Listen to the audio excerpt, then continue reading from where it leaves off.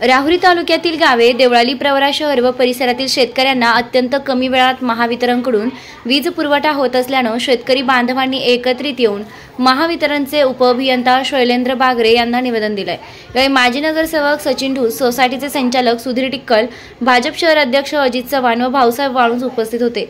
गहू व कांदा शेवटच्या टप्प्यात असताना बोरचे पाणी कमी पडत आहे। अखेरचे पाणी देणे गरजेचे असून महावितरण शेतकऱ्यांना 3 फेज दिवसा 8 तास 1 आठवडा आणि रात्री 8 तास 1 आठवडा असा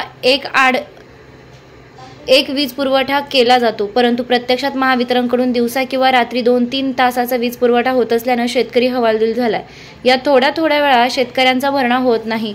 त्यात काही भागात रात्री वीज नसल्यामुळे बिबट्या व रानडुकरांच्या भीतीने शेतकऱ्यांना पाळीव जनावरे सांभाळणं अवघड होऊन बसलंय। शेतकरी अभिजित कदम, बबन मुसमाडे, बाबासाहेब शेटे, विकास कदम, बाबासाहेब मुसमाडे, आशिष कदम, दादासाहेब मुसमाडे, मच्छिंद्र पठारे, चेतन कदम यांनी सांगितले। महावितरणचे उपकार्यकारी अभियंता शैलेंद्र बागरे यांनी सांगितले की 132 केव्हीचे सबस्टेशनची क्षमता पूर्ण झाल्यामुळे प्रत्येक भागातील वीज काही काळाकरिता बंद ठेवली जाते। शेतकरी गरजवंत असल्याने त्यांनी भेट दिली। त्यांना मिळणारा वीज पुरवठा हा वाढवून देण्याचीही मी नक्की प्रयत्न करेन।